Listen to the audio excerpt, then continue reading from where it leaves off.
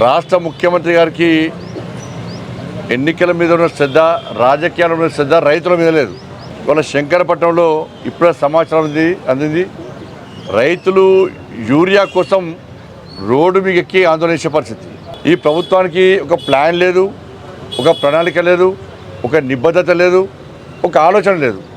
గత పంటకే యూరియా అందక రైతులు అవస్థ పడిన విషయాన్ని మనం చూస్తాం. యూరియా పక్కదారి పడుతున్నది, బ్లాక్ మార్కెట్లోకి పోతున్నది. లోడ్లు పోలీసులు పట్టుకుంటున్నారు, మీడియా పట్టుకుంటున్నారు, రైతులు పట్టుకుంటున్నారు. వాటన్నిటికీ వెనకాల కాంగ్రెస్ పార్టీ నాయకులు వస్తూ ఉన్నది.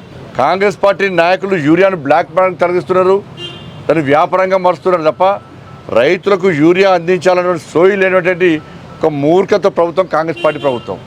ఇప్పుడు కూడా యూరియా అందక రైతులు ఇబ్బంది పడుతున్నట్టే రాష్ట్ర ముఖ్యమంత్రి గారు సమాధానం చెప్పాలి.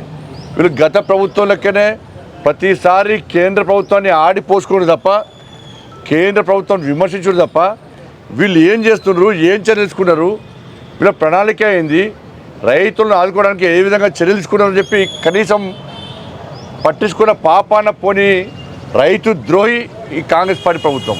రాష్ట్ర ప్రభుత్వం డిమాండ్ చేస్తున్నా యూరియా విషయంలో జాగ్రత్త తీసుకోండి, కేంద్రాన్ని తిట్టుడు బంద్ చేయండి.